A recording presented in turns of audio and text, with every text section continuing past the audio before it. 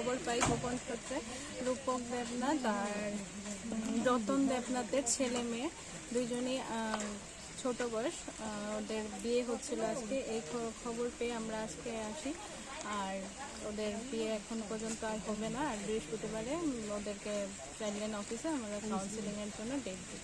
কোন জায়গা? এটা হচ্ছে গিয়ে ফকিরামোড়া। ওনাদের কি বিয়ে হয়ে গেছে? না না, আজকে হওয়ার কথা ছিল।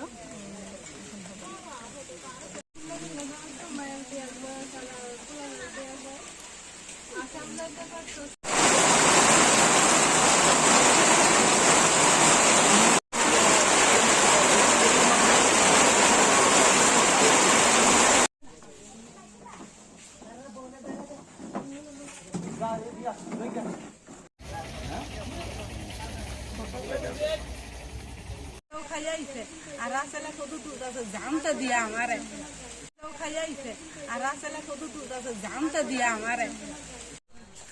এদিকে আয় না, এদিকে আয় না।